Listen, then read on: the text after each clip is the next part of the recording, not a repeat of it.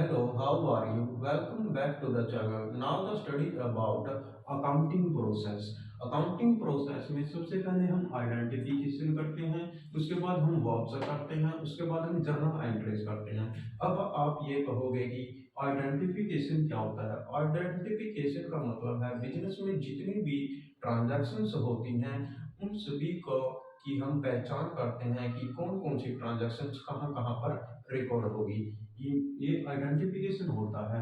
और next is voucher. Voucher से हमें पता लगता है कि डेबिट क्या करना है, क्रेडिट क्या करना है। और जर्नल एंट्रीज के अंदर हम सभी ट्रांजैक्शंस की इस तरह से एंट्री करते हैं। सपोज कीजिए हमने 10,000 रुपये से बिजनेस स्टार्ट किया है, तो बिजनेस में 10,000 रुपये आए हैं। और जिसने बिजनेस स्टार्ट किया है, जो बिजनेस का ओनर्स है, उसके पास से 10,000 रुपये की पूंजी कमी हुई है, तो उसके लिए यह एंट्री बनेगी cash account debit to capital account 10,000 रुपये से। अगर हमने कैश में गुड्स परचेज किया है, तो उसकी एंट्री बनेगी purchase account debit to cash account credit, क्योंकि कैश हमारे पास से गया है और गुड्स हम हमारे पास आया, उसके लिए हम परचेज लिखते हैं, गुड्स के लिए हम परचेज यूज करते हैं। और अगर हमने माल उधार में परचेज किया है, तो परचेज अकाउंट डेबिट टू, जिससे हमने माल उधार में परचेज किया है उसका नाम आएगा 30,000 रुपये, जैसे प्रसूति रकम। हम्म, इस तरह से। और नेक्स्ट जैसे अगर हमने सेल कैश में सेल की है, तो हमारे पास क्या होगा, कैश आएगी और गुड्स हमारे पास से जाएगा, तो cash account debit to sale account credit 20,000 रुपये से। अब हमने ये सभी एंट्रियां कर ली हैं। इनके बाद ये एंट्री करने के बाद हमें यह नहीं पता लगता कि हमारे पास टोटल कैश कितना है, टोटल परचेज कितना किया है हमने, टोटल सेल कितना किया है हमने। यह पता लगाने के लिए हम एक लेजर बुक बनाते हैं।